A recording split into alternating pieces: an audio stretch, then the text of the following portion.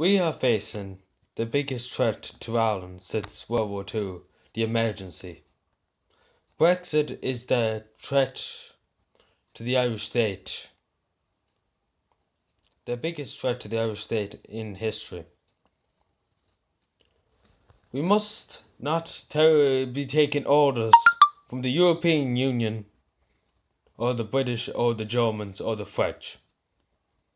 Ireland can judge its own country and its own rules.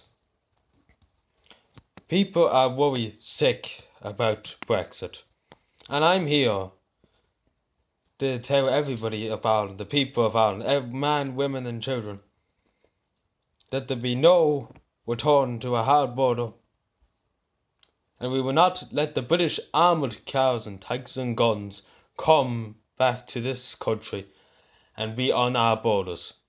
We are a neutral country, and that will be a sign of war. The wars of the past must be forgotten, and we must look forward to the future. The future holds many things for this great nation. At the moment in time, our country is in a mess.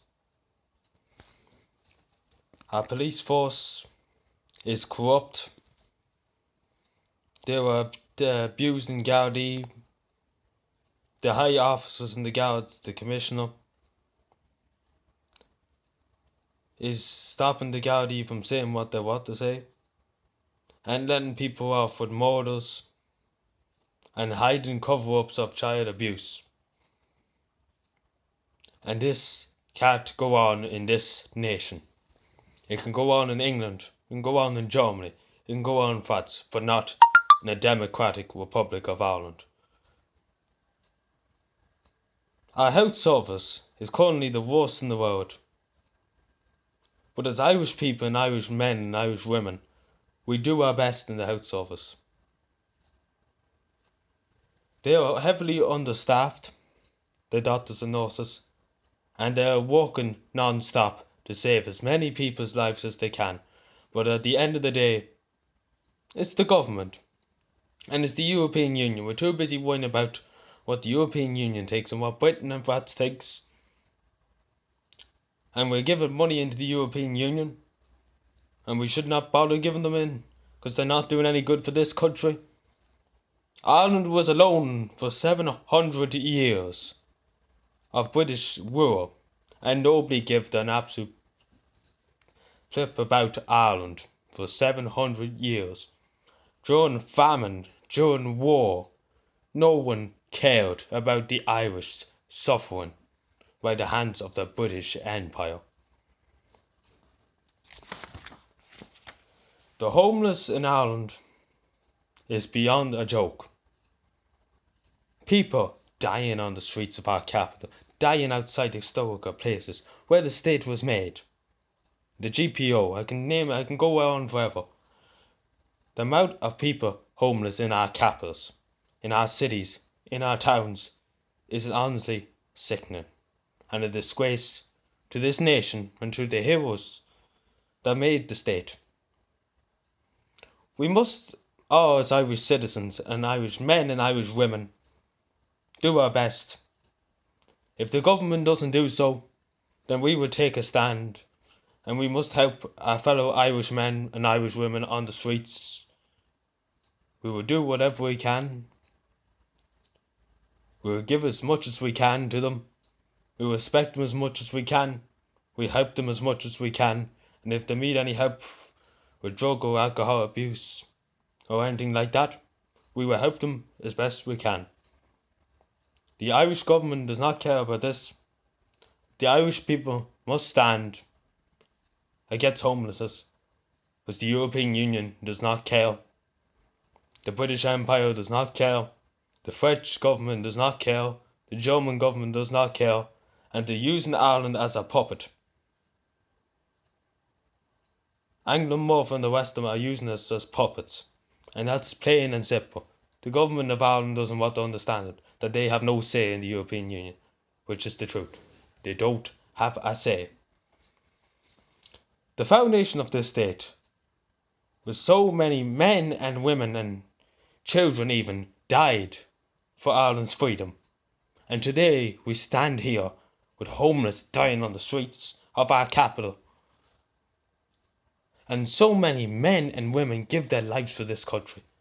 And this is how 100 years later, we have a terrible health service, we have a terrible police force, we have a terrible army.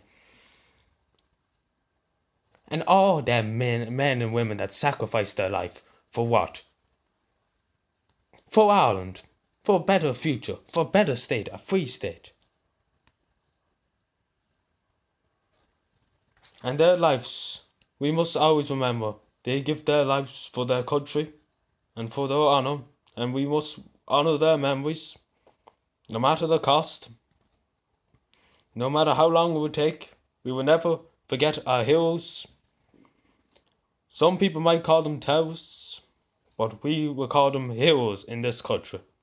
The heroes of 1916 will never, ever be called terrorists. They are heroes, and if they were alive today,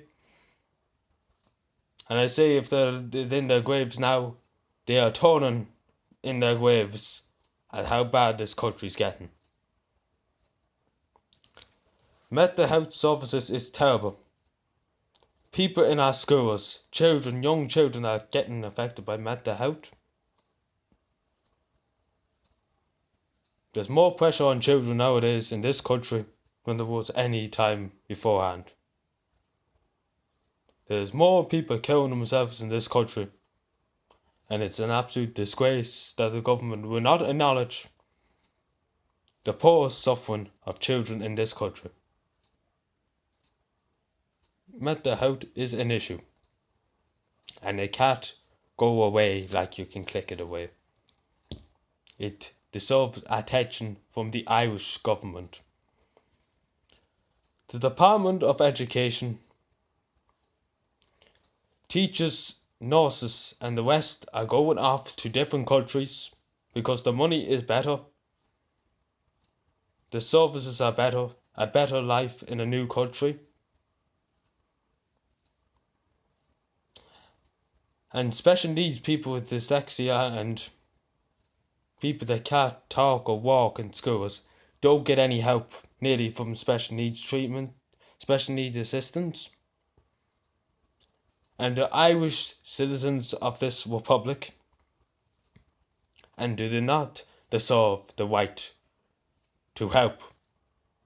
They pay their taxes the same as all Irish citizens of this nation, and they deserve respect and responsibility. The Irish Defence Forces, you look back even 30 years before I made this speech now, they are poorly equipped, they are poorly paid, their numbers are absolutely terrible in the Irish Army. They closed so many army barracks, done nothing with them, spend millions on building them, and then just abandon them. Now what kind of a state does that? As I end this speech to the Irish people and to the Irish men and women abroad, I would like to tell everybody we must try and help our country with all these problems. No, we are Irish men and Irish women. We have been here for 700 years against the British Empire, and our resistance and our faith and our hope of a better Ireland will still come up, and we'll still fight on. And we'll fight to keep homeless people in houses. We will fight to get a better health service. We will fight to get a better police service that will not be corrupt. We must take action. We must tell the Irish government that the people of Ireland are fed up with corruption in the guards, with not a good health service and all that. We must tell the Irish government, we must speak up. Our freedom as a democratic People's Republic of Ireland, we are democratic, and we deserve the right to free speech. That's what I'm saying now. I'm free speeching here now because I live in a democratic state, which I'm proud, and I'm a very proud patriot of this great nation of Ireland, but we have to improve our nation for the futures to come. Like before us, we done infrastructure in 2000. The nation was greater then, and it suddenly declined in 2010. But we must make it what it was in 2010 and make Ireland a global and powerful empire. An empire that will never, ever have something wrong with it. We must do whatever is necessary to help people in Ireland. We must not worry about what other countries do. We worry about our own country, and then if everything's alright in our own country, we can worry about what everybody else is doing.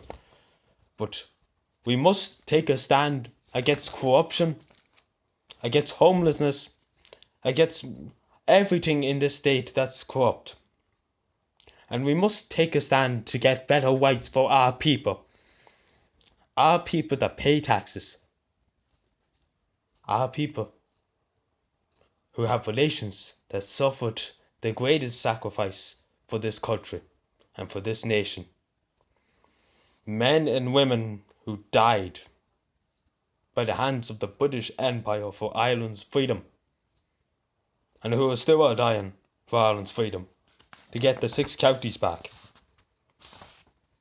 We must all try and remember the heroics of these men and women who took the fight against all impossible odds, against the biggest empire in the world at the time.